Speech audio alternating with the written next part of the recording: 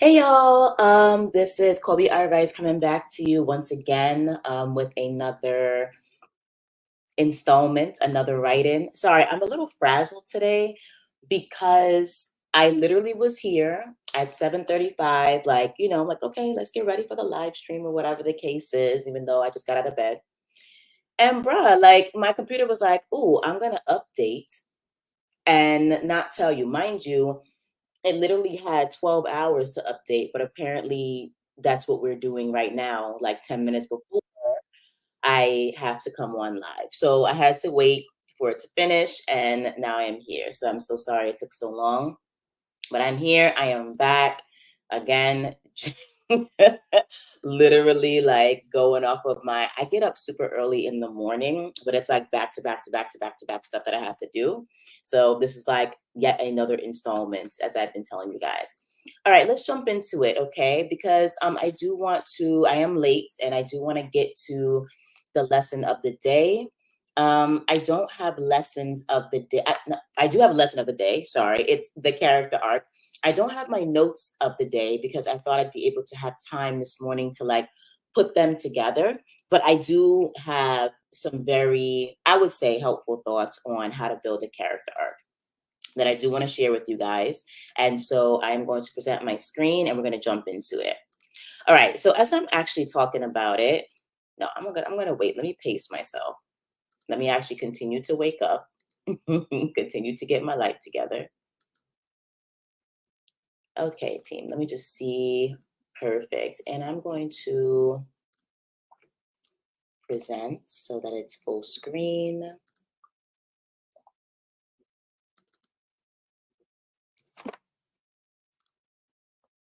Perfect. Okay. So let's talk about character arc, y'all. Actually, and before we even jump into character arc, we have now, this will be like day 7 of our daily write-ins and our daily lessons. And we've covered a lot. We've talked about fleshing out your preliminary ideas. And I gave you a couple of hints there, although I'm sure you have your own, way that you can do that. We also talked about world building. We talked about external conflict, like who is the antagonist, who is the enemy, what is the hostile world that your character is living in, right? We talked about world building. We talked about number 4, what was it? Character and critical history, I think was lesson number 4. Then lesson number 5 was the internal conflict and basically how one's critical history, those 10 elements of critical history, can really help to create a really strong, multifaceted, very rich internal world and internal conflict.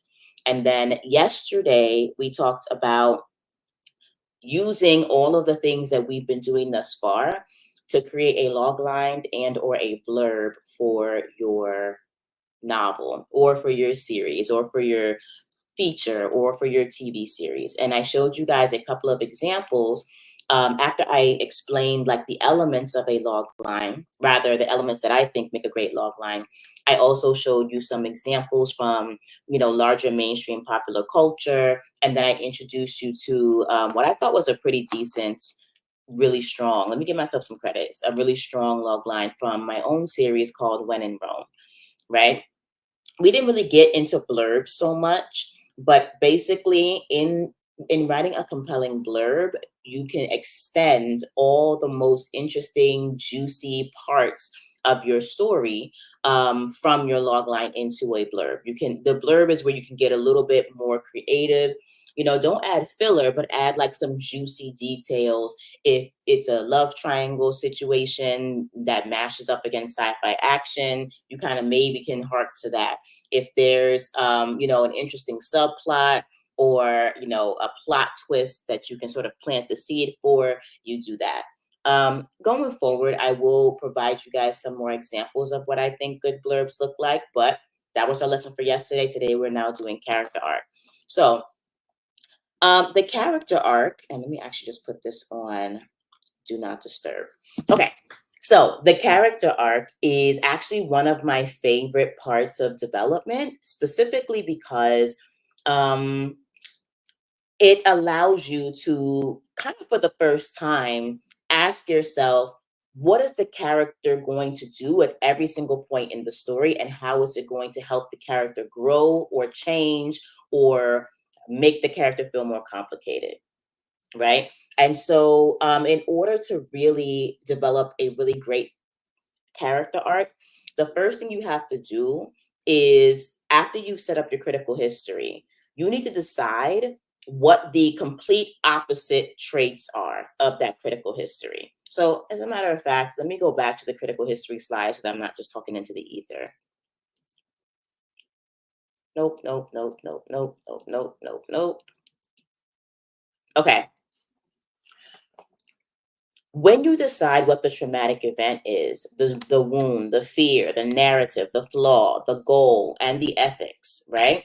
And that's really all I want you to focus on for today. And that's all I want you to focus on when you're building a character arc, right? You're going to go down that list of the 7 elements of a character's critical history, and you're going to make some very clear decisions, right? We talked about Joel in The Last of Us, right? His traumatic event was that he lost a daughter. And his resulting wound was that he, basically doesn't want to love anyone or anything else ever again. His resulting fear is that if he does love someone again, that he will only end up losing them and being unable to protect them, right? So we kind of went through an example of what Joel is going through and what his critical history was, right? When you're building out a character arc and a character's like journey, you're going to design these 7 traits for the beginning of the character story, but then you're also going to relist these 7 traits at the end of the character story, or for the end of the character story. And these 2 lists of these 7 traits need to look exactly opposite, right? So for point 1, in Joel's traumatic event, he lost a daughter. By the end of his story, he needs to have gained a daughter, right? Or gain someone to love. But it's more powerful if, these 2 points are parallel and they mirror each other. Okay. Point number 2, if at the beginning of the story, the wound is that he lost someone he really loved, and so he'll never love again, the contrasting image at the end of his journey should be he gained someone that he loved. He relearned how to love, and he can love someone, or love, someone as a daughter again, right? If his fear at the beginning was that he's afraid that he cannot adequately protect the people he loves, the end of the story should be the complete opposite of that fear, which is that he knows for a fact that he can protect the people that he loves because he's proved it to himself, right? And so on and so forth. So for elements 1 through 7, set them up as very clear wounds, as clear negatives and disadvantages for your character. And then, literally right next to those traits, write the exact opposite. Everything that happens in between points A through 7, or sorry, A1 through A7, and point Z1 through Z7, all of that, the in between part, is called the character arc. Okay. And the character arc itself, I'm going to go back to my original slide. The character arc itself is going to essentially be formed and shaped and tested by this series of external conflicts, which it could be a macro social conflict, it can be a mesosocial conflict, or it can be a microsocial conflict, right? So, and you know what? I might actually have to put these notes down just so that you guys can follow. Let me do this. And so that I'm not repeating myself as I tend to do. And I'm also, making this make sense. All right. So step 1, right? You're going to create, or not create, you already created your list of the critical history. Review the character's critical history. Oh, I can type, I swear. Traits number 1 through number 7, right? This is Step one of creating a character's critical character's arc. No, a character arc. Sorry. I'm trying to do too many things at once while also still being half asleep. Okay. Step number 2, create traits that are the exact opposite. I'm going to put that in caps. Opposite of the 7 critical history traits. Type. Type, you fool. Okay, sorry, y'all. All right, so you're going to create traits that are the exact opposite of the 7 critical history traits. Okay.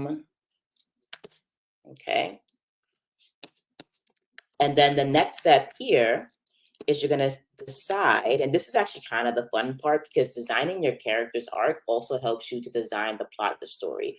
FYI, the plot is the story of the character arc. I'll say that again. The plot. Even if your whole plot is like, this person jumping across the screen, you know what I'm saying, shooting with 2 guns or 3 guns, and like it's total John Wick, a good story that is memorable is going to be the story of the character arc and the character's journey. If you do not have a character journey somewhere in there, people are going to basically write your story off as a total snooze fest. Okay, mindless entertainment. And there's nothing wrong with mindless entertainment, but just accept that that's what your story is going to be if you don't create these layers and these character journeys for your characters. Have all the action, high octane chase scenes. And I say this as somebody who writes sci-fi action, who gets contracted to write sci-fi action screenplays for other people now. Yay to me. So like even in the development of those things, like you have to like not just have like the high concept cool stuff, that is that goes on the poster, but the internal journey also has to be a thing that happens. Otherwise, you're not going to connect with your audience and they're not going to really care. Okay. So anyway, in doing that, you're first going to decide what the macro social, meso social, and micro social conflicts. I don't want to say conflict because you've already decided what the conflict's going to be. The micro social triggers. All right. You're going to decide on the macro, meso, and micro social triggers that your character is going to encounter. And your story will be more powerful with each one of these types of triggers. So when I say macro social, and let me actually just write out these definitions for you. Macro is on the institutional level, right? So we're talking about government, laws, policy. If I'm going to just give some specific examples, an advanced technology, a dictatorial regime, for those of you who are writing dystopia or dystopian novels, a magical threat, aka like the orc slash Saruman. Actually, it's not really Saruman. It's, what's that guy's name? Sauron, right? Lord Sauron, or the Night King. You know what I'm saying? That's the macro threat. That is the threat that usually is on a larger world level. Let's also do for you Star Wars fan, the Sith. Okay. This external kind of institution that is to a certain degree rather distant from the character, but still impacts the character. Like when the Night King completely destroys Hardhome. You know what I'm saying? Like that is like the macro social at work, right?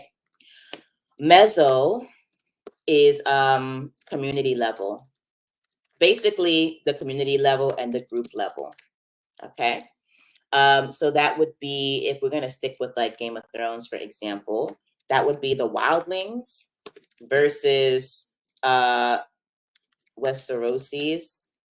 That would also then be the royal houses, House Lannister, House Stark, House Tyrell, etc. They're all beefing with each other, right? That would be the faith versus everyone else. You know what I'm saying? For those of you who got, I think that was like what, season 5 or season 6? I forget. Amazing series. Please don't take my lack of recall right now as disrespect to these amazing series. I'm just fighting fatigue. Okay. But anything that happens on the group level, oh, let me actually give myself a little bit of a, hold on a second. Let me immortalize myself, okay? I'm gonna put here for another macro trigger. I'm going to add some of the conflicts from my novel series, The Books of Ezekiel. So then we have civic order versus alchemic order, right? Okay. Nobody knows what that is, but you guys are going to know because why not? On the meso level, pulling from my novel series, we're going to, thank you, pulling from my novel series, we're going to talk about what is happening on the group level. Oh, COA, which is an insurgency, versus the civilians. Even though it's a civilian-born terrorist group, the civilians are not really a huge fan of COA. Well, yes and no, you know what I'm saying, etc. So anything that's at the community or group level where their groups clashing against each other is meso. Micro is individual conflict. All right. Okay. So I'm sorry that you have to watch me type all of this while I'm also teaching, but I just started streaming, y'all. I'm getting better every day. Or maybe getting worse every day. I have no idea. Okay. Okay. So you're gonna decide, and this is actually a really fun brainstorming process. Make a list of all the macro social triggers and events that happen in your story. Decide on the mesosocial triggers and then decide on the microsocial triggers. Okay. I'm going to let that sit for a second. One other thing that I want to highlight here is that sometimes these triggers will create a cause, and effect hardship, right? I hate when that happens. It's like you just need one more space to keep that on the line. There we go. That's what I need. All right. So I want to highlight that sometimes, like, for example, let's see. Okay. So, for example, the Night King attacks, right? And the more the Night King attacks, the more that all of these other groups, the wildlings and the Westerosi, the royal houses, the more that their relationships change, right? So it's not just like at each level, people are not beefing just to beef. Well, sometimes they are. They do have their own specific beefs, but as the macro tends to occur, that shifts the meso. As the meso shifts, that shifts the micro. Sometimes the micro shifts the meso, which shifts the macro, right? Or sometimes the meso shifts the macro, which shifts the micro. Like they're literally overlapping. And this is actually probably what I should have talked about in our conflict chapters, but I'll save that for a future iteration. I'm going to actually repackage this entire series into like probably a more meaty course or something like that. I don't know, which might be free and it might not. It depends. But when dealing with macro, meso, and micro triggers and events, it's not always a linear relationship. Sometimes the macro has trickle down effects. Other times it doesn't. Sometimes the micro, love will save all, right? We had, for example, in the movie, not in real life, in the fake lying Disney movie, Pocahontas, great movie, but it's a lie. Pocahontas and John Smith, they fall in love, and their love, overcomes at least temporarily, the hatred of the two groups, the American Indians, Native Americans fighting against the white settlers and colonizers, right? And so they were about to pop off and go to war in the movie, and the micro relationship between Pocahontas and John Smith stopped the conflict, and then the white settlers decide to kind of like leave and go back, and everybody's happy and what have you. You know what I'm saying? Um, that is an example of how the micro influenced, at least temporarily, the meso in that story. Again, the story is a lie, but we're gonna just enjoy the Disney, the Disney ride for now. Okay.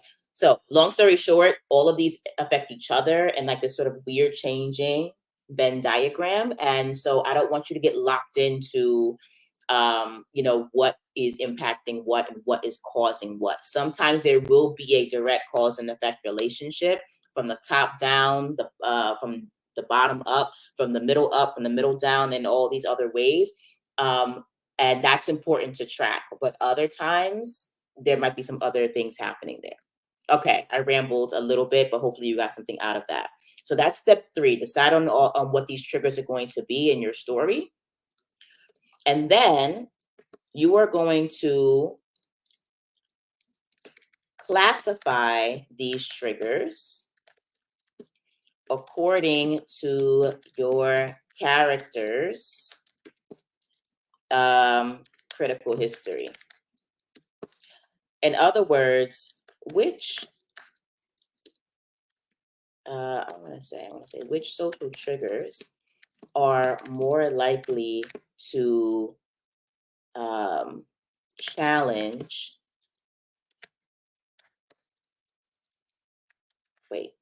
No, that's not what I want to say. I want to say classify these triggers according to your character's critical history. The question I want to ask is which social triggers are more likely to challenge one trait over another, right? So I want to give you an example because I know what I said just didn't make any sense. Let's say that we're dealing with critical history traits 1 through 7 for Joel again in The Last of Us, right? One of his traits, which is number 4, his narrative, right? His narrative is that he cannot adequately protect the people that he cares about, especially when it comes to children, right? He just has lost faith in himself to protect a child or his child. When the inciting incident comes along, right, and punches him in the face, that inciting incident is literally like his job is literally to protect a child. Okay. And not only is he asked to protect this child kind of temporarily till they get to the checkpoint, something, of course, goes wrong at the checkpoint. And now he has to take this kid across the most dangerous territories. You know what I'm saying? All the way to the other side of the United States, essentially, right? I think they're going from Boston all the way to Wyoming, okay, at this point. And he has to protect her on that journey, which is going to take months because they're on foot. That inciting incident and everything that comes with it is more likely to punch his narrative in the face, his current narrative, which is trait number 4, right? It also is going to crash up against his fear, which is trait number 3, that he is deathly afraid, to protect people and to be vulnerable, right? So that's essentially, let's see, is the inciting incident that I would consider that to be a macro social trigger and a mesosocial trigger, right? Where he basically is not only in charge of protecting this young girl, but he's also protecting the fate of mankind, right? The potential future of mankind. All right. So there's a lot here. And that particular task is going to uh, basically trigger a lot of his traits that he is struggling with right now. As you are developing the triggers throughout the story, you're going to have other smaller instances, other situations, other context that are going to force the character to face one of their 7 traits, right? Um, there's one, and I really don't want to spoil this because it's actually a really great emotional moment, right?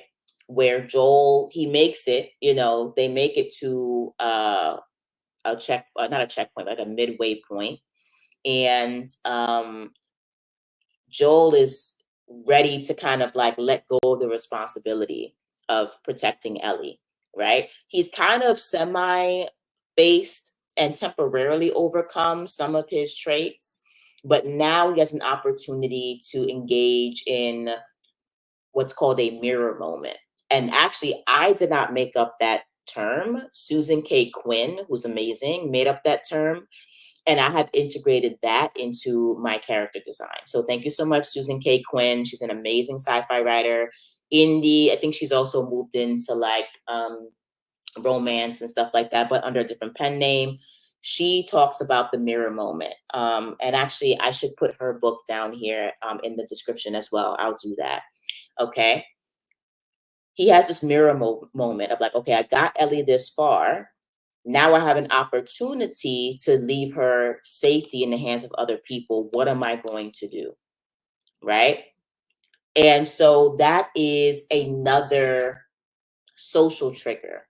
It's a social trigger moment that was planned into the story by the narrative designers and the writers, right? Such that Joel is now forced to face one or more of his critical history traits.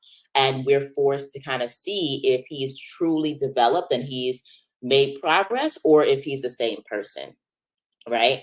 So you do want to have a list of all of those trigger moments on the macro, meso, and micro level, and figure out which of the traits each of these moments is challenging, if that makes sense. Okay, I think I'm getting my stride now, y'all. Okay, so step 4, classify these triggers according to, I'm going to put where they challenge, or I'm going to put or reaffirm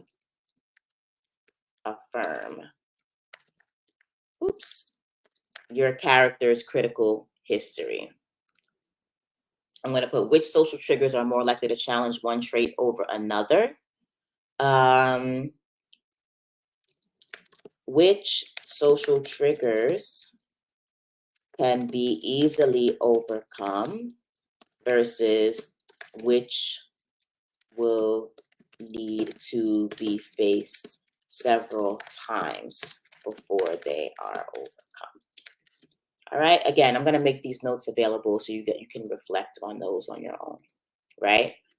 So let's review the 4 steps to creating a character's journey because we're not done. I'm actually going to duplicate the slide and give you some more tips. Step 1, you're going to review the character's critical history, which you should have done, prior to this exercise. Okay.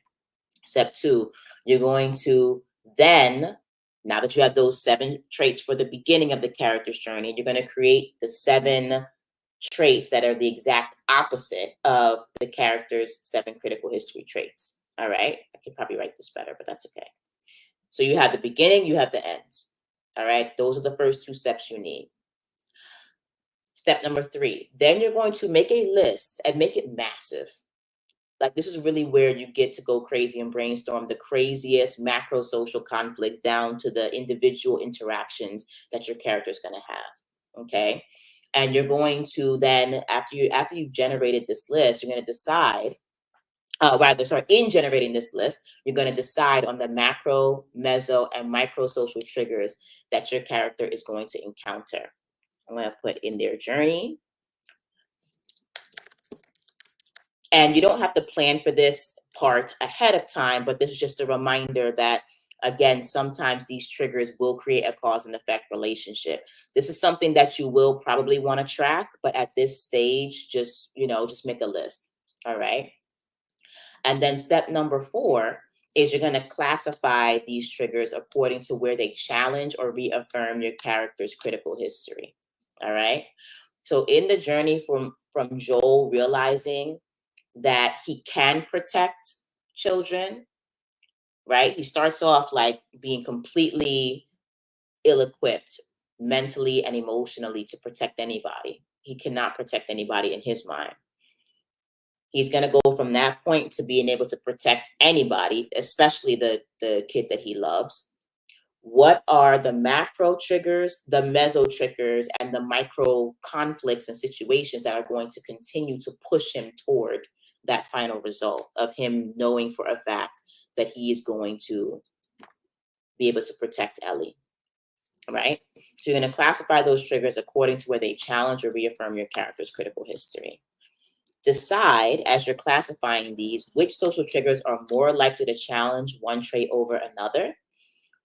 Decide which social triggers can be easily overcome versus which will need to be faced several times before they are overcome. All right. Great. Let's move on. I'm going to duplicate this slide. And it's crazy because I actually did use, in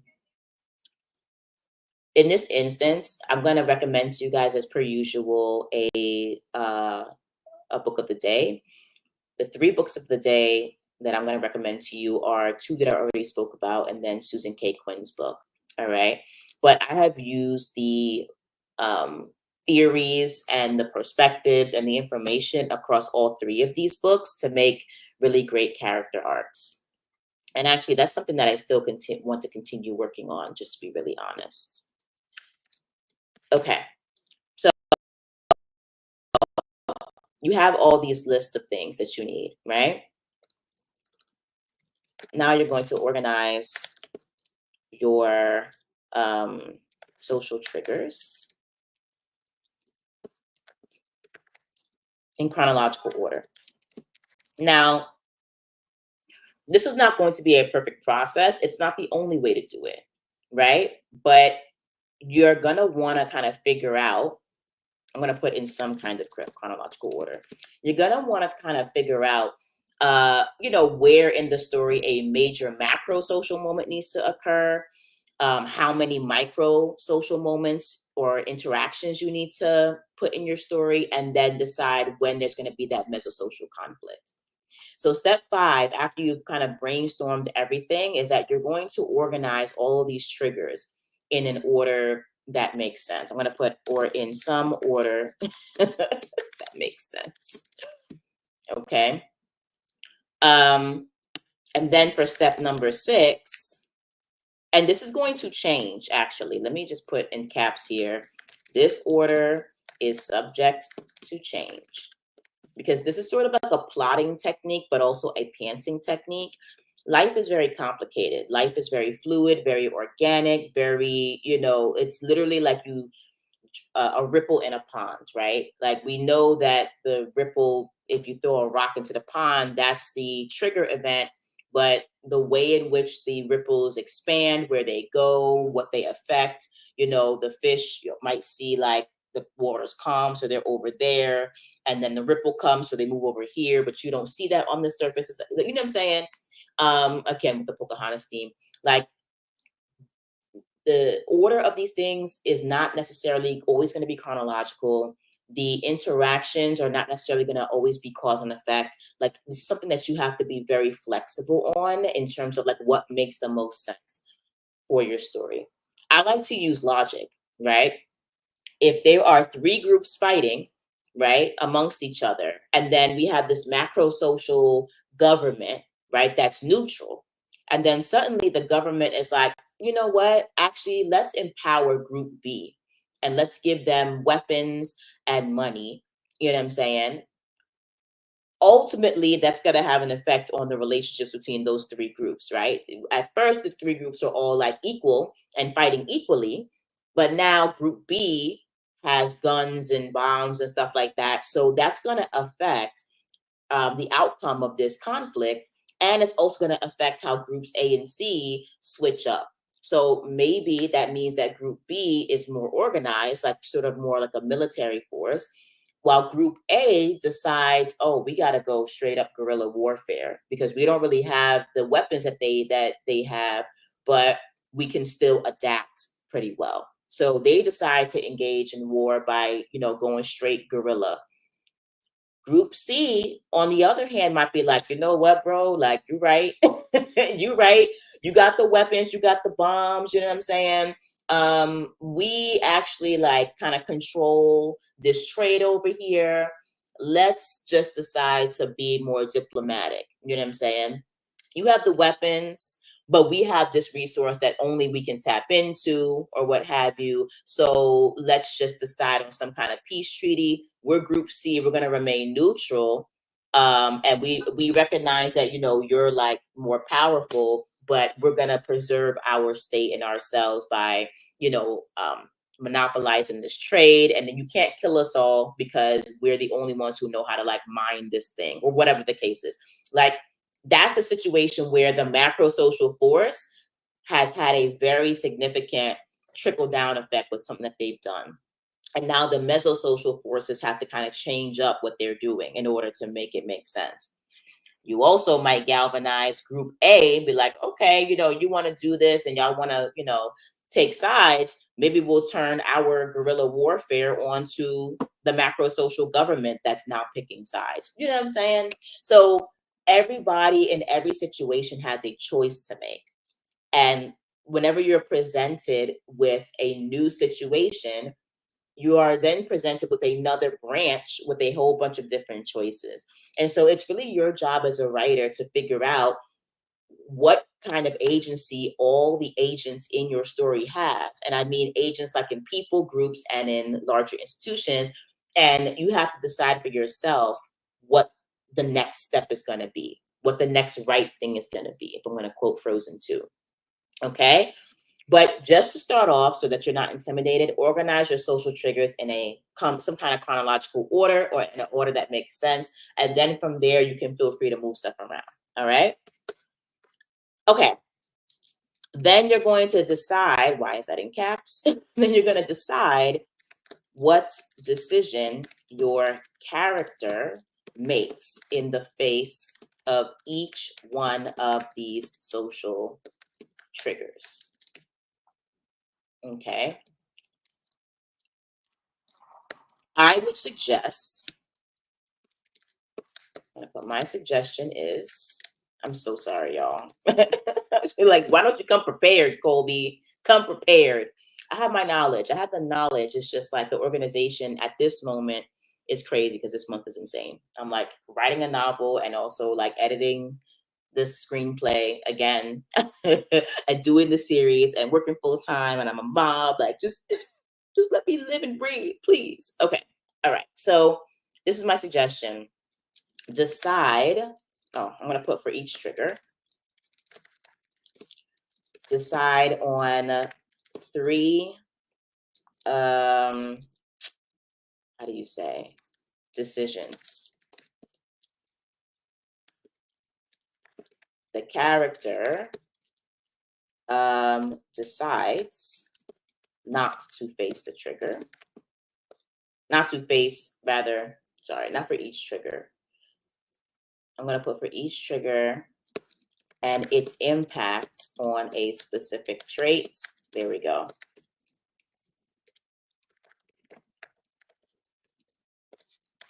Okay. This is getting taught no matter what. I am teaching today, okay? For each trigger and its impact on a specific critical history trait, you're going to decide on 3 decisions. That doesn't make any sense. But decision number 1, the character should decide not to face their critical history trait. Decision number 2, the character is forced to face their, I'm just going to put CH trait because that's too much. CH trait, but they fail, right, at fixing it. And then 3, the character faces, I'm going to say not, well, maybe they are forced. We're going to put is forced or chooses to. is forced to or chooses to face the CH trait and wins, right? And winning here means that they are healing the trait. So I'm going to give you an example. And for those of you for whom this might be a spoiler, maybe just kind of like put me on mute for about 5 minutes. I'm gonna talk about The Last of Us. Okay. So number one, Joel is pushed to protect and guide Ellie across the US, but I'm gonna say he decides to do this, but remains very distant and treats Ellie coldly, right? So he's not really facing his fear, his traits, his vulnerability.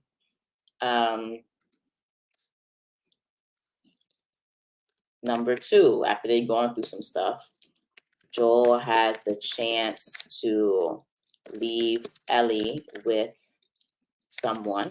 I'm trying to reduce the spoilers here, y'all, so forgive me. And at first he does. But after Ellie confronts him, and other stuff happens, I don't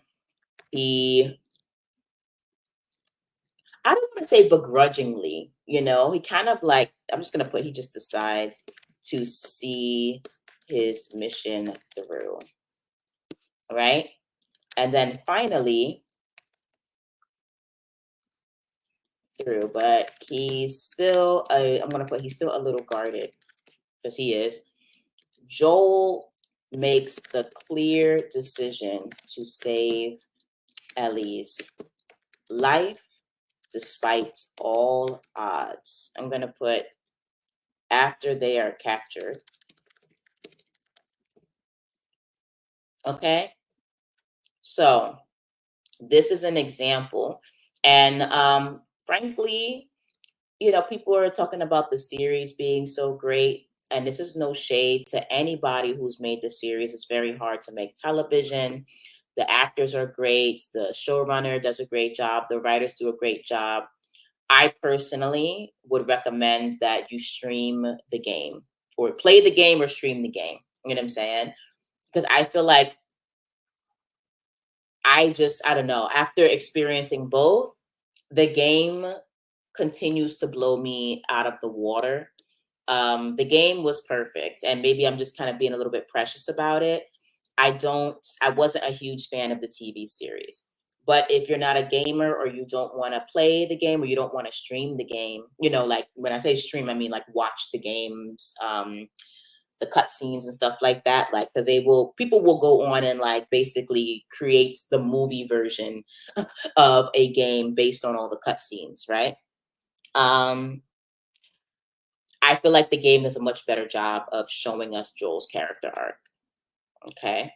And so I would say he has even more opportunities to face his character traits or his critical history with certain things that happen in the story. I'm not going to tell you because I'm not going to spoil it, but these three moments are very clear moments in the story, in the narrative.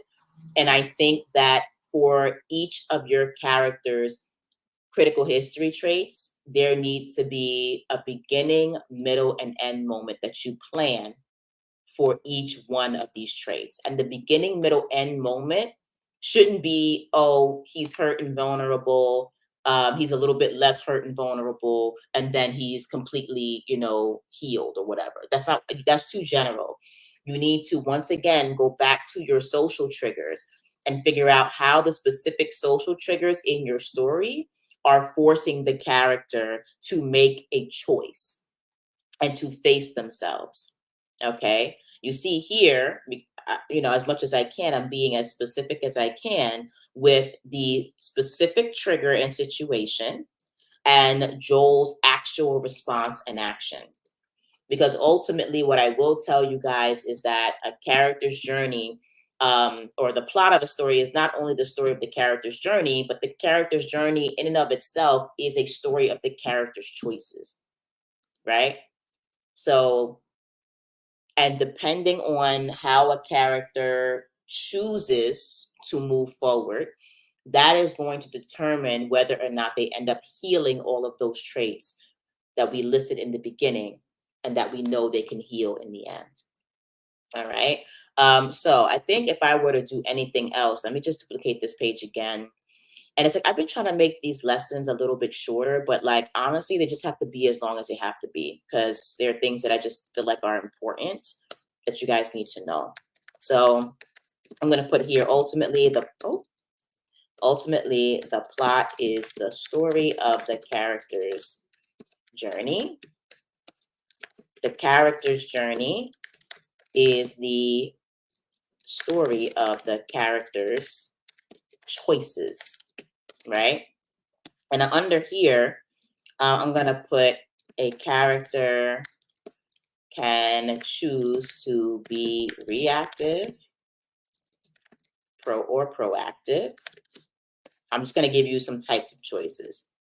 A character can choose to fight, I would say can choose from fight, flight, oops, not slight, hello, flight, or freeze. This is actually a great opportunity here to really decide what a character is going to do at every single moment, because these three reactions are in and of themselves reflective of whether or not a character has changed.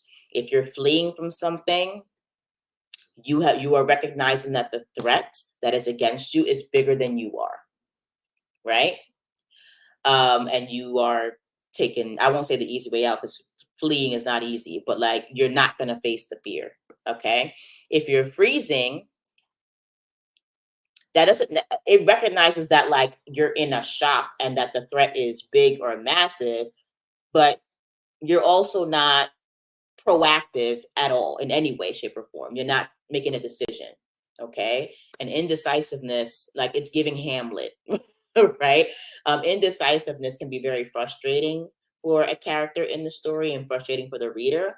But if you use it well, you can create some freeze moments so that when it's time for the character to then fight, like you're really rooting for the character, right? We see this with Samwise Gamgee, who, like, you know, people really slept on Samwise the whole series, right? But when he was carrying Frodo up that mountain, okay, and then when he was fighting Shelob, come on now, like those are the moments that we really love to see, especially when somebody starts off like kind of like as a cowardly, soft figure, right? And we see that like he went through that whole flight, freeze, and then fight transition. Okay, and that's another sort of choice setup, chronological setup that you can use to really help the character face their trait. And it can help you sort of decide what flavor the conflict is going to take when the character faces it. All right.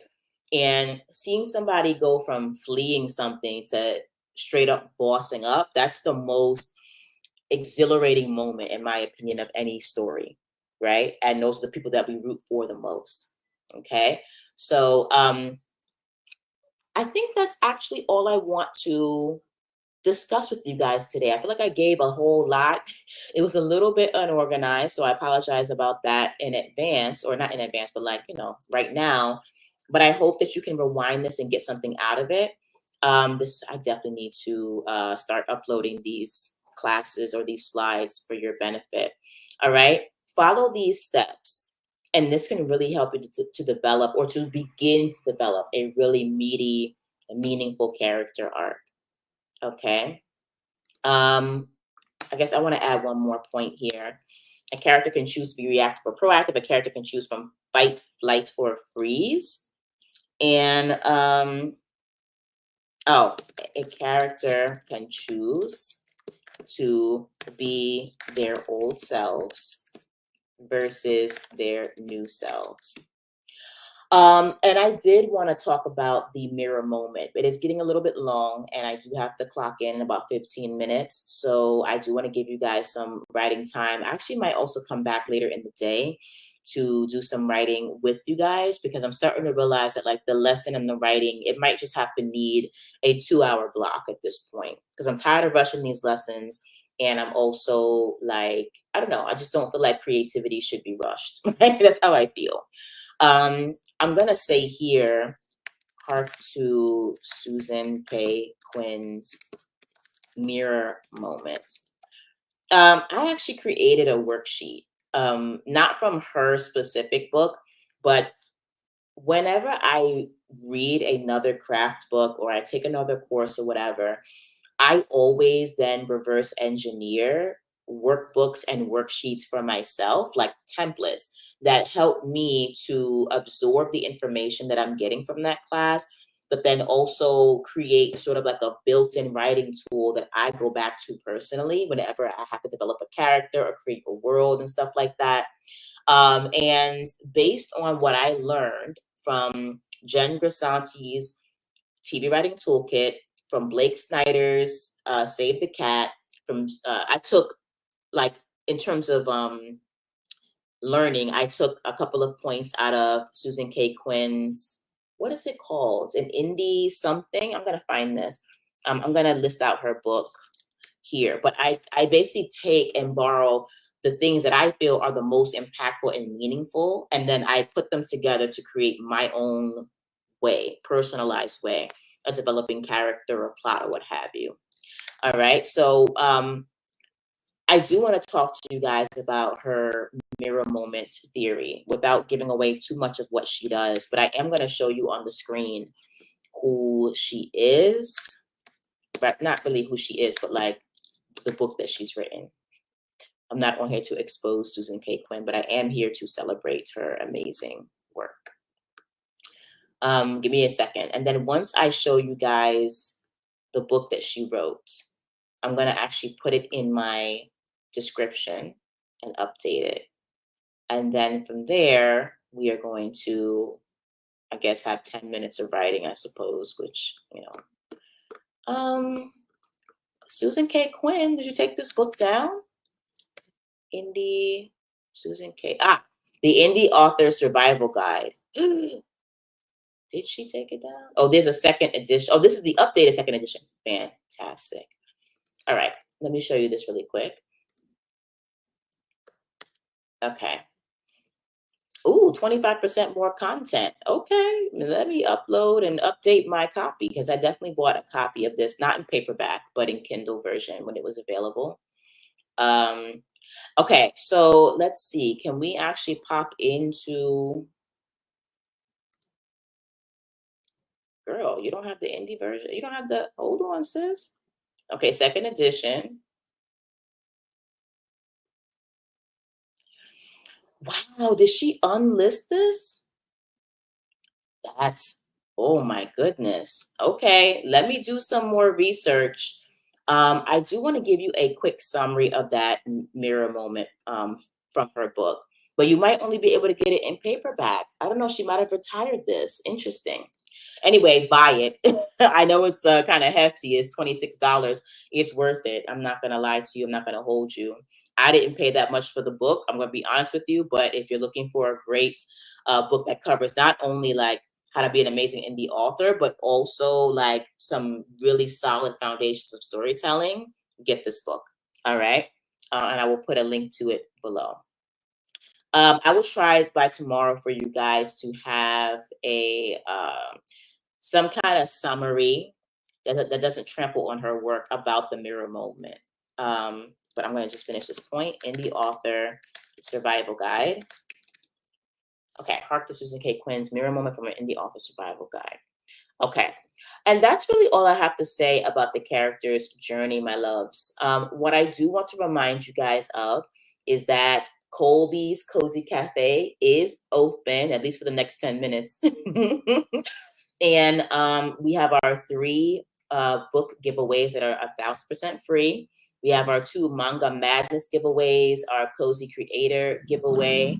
And then, of course, we have the books of the day, which apparently I have to update because I have not put Susan K. Quinn's book on here. So let's jump into it. We do have some writing prompts for today that deals specifically with the character arc. And check this out. What you will notice is that I haven't broken it down into specific genres today. This is about reviewing and working on the character arcs by the process that I just explained, or via the process I just explained to you. So this is for all prompts, for all genres. You're going to do number one, review. Write down your protagonist's wound, fear, flaw, worldview, and ultimate goal and dream. And I gave you a sentence structure to use, right? But you don't have to use the sentence structure. You can either just list out these traits or you can use a sentence because, Colby experienced, yeah, I don't know. Like, I can't even think about, because I experienced a really bad apple pie. I have sworn off apple pies for forever. I'm afraid that I will never meet an apple pie that, fulfills me and my tummy, whatever. You know what I'm saying? I'm being silly, but you know what I mean. So review your character's traits, either write it as a list or use a statement. Then you are going to manifest. I don't even know what I mean by this, but basically, for each of your characters' critical history traits, you're going to write a key moment where you can show how each of these traits manifest in your character's life through their words and actions. Actually, what I should have put here is let's write the opposite traits. Oh, I did not update this. What I actually want you to do is list out the original traits, write down the opposite traits, then you're going to manifest. And you're going to say, you're going to write a key moment where you can show how each of these traits manifest in your character's life through their actions and words, right? Then you're going to put your character on the healing journey. And for each critical history trait, you're going to write those 3 key moments where the character is forced to confront each negative trait. Then shuffle, organize your moments. All right. So this is not the exact process I just taught you. I couldn't fit the full thing here, but hopefully it'll get you started. All right. Big ups to me and my crazy teaching style. Ooh. Hi, Marion. I'm sorry. I'm just seeing the comment just now coming through on Facebook. I appreciate you. I'm going to respond in the chat, but I'm going to put everybody into their writing mode. So give me 1 second.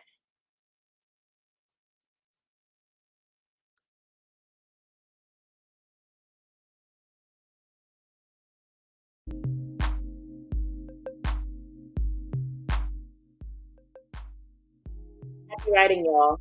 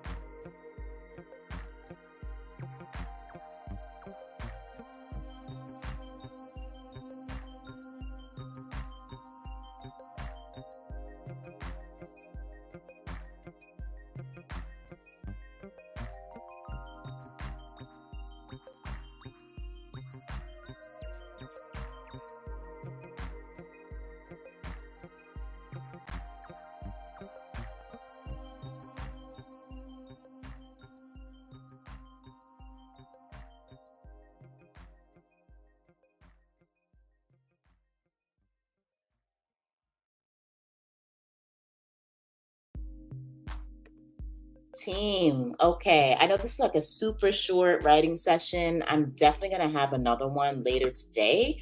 But it's going to be more just like straight writing. I will put this back on the screen. I think I want to fix this writing prompt, to be honest. And I'm going to do like character arc part two because I do want these to be like formalized enough for you guys. And I'm not particularly satisfied, let's put it this way, with the 4 steps here. Like I literally listed out 6 steps earlier, and I just want to find a way to get all of these 6 steps on the screen. It'd be nice to actually start putting together some worksheets. These are just like my thoughts and my feelings before I jump off of here. But I hope that you found this helpful.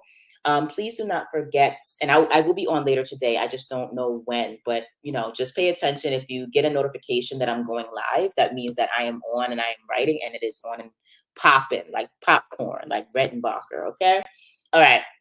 Preview up tomorrow. We're going to be doing beginnings, middles, and ends, which I love. But more importantly than that, let's focus on today. Don't forget to get our amazing goodies down in the description. Get our books of the day, join our giveaways, get more entries for the giveaways. And I'm going to go clock in and, revert from Colby to my true identity, in a Clark Kent sense. Have a great day, y'all. I will see you guys later this evening. Bye.